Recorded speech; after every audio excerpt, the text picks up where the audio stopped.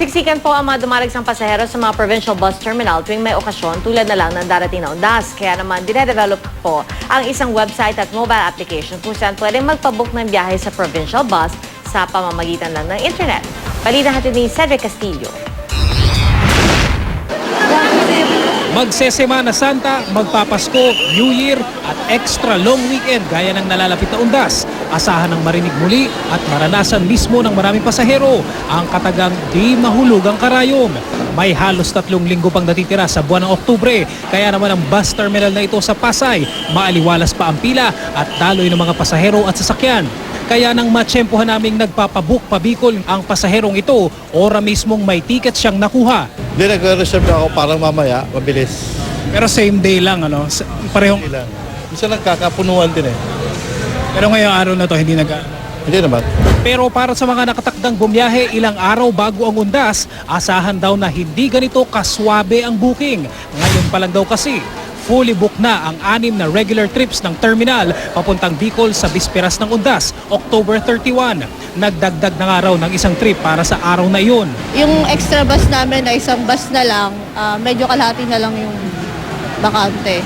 Pwede ba ako mag-chance passenger sa 31? Pwede po pagka hindi sumipot yung yung pasahero. Pero pag peak season na ganito, talagang lahat pupunta.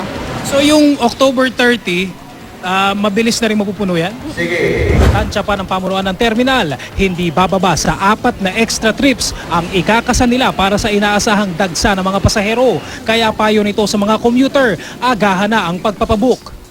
Paniwala ng isang traffic app developer na nakausap ng GMA News, hindi dapat na parusa sa pasahero ang paghahanap ng mga masasakyan, lalo pa tuwing peak season. Ang nakakatawa nga ngayon, mas madali pang pumunta sa Hong Kong kaysa pumunta ng Baguio.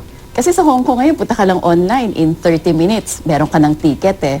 Dito, kung gusto mo pumunta ng Baguio, pupunta ka pa sa istasyon para lang bumili ng ticket online. Kung napaka-inconvenient para bumili lang ng ticket, madi-discourage ka rin talagang mag-public transportation. Dahil dito, inilunsad ang website at smartphone app na Pinoy Travel, kung saan i-input lang ang point of origin, destination at araw na balak bumiyahe. Lalabas na ang listahan ng mga trip na pwedeng pagpilian ng pasahero, kasama ang oras ng departure at presyo ng ticket.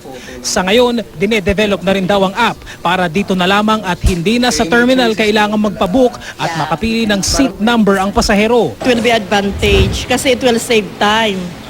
And then plus the traffic nowadays. Kasi punuan, lipat-lipat ka, mas mahirap. Pero mas maganda yung kung nakabook ka, mas tuloy-tuloy. Mag-bus ka na lang. Kasi it's safer for you.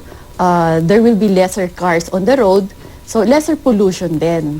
So hindi lang kasi alam ng karamihan ng tao na ang gaganda ng mga bus natin. Cedric Castillo, GMA News.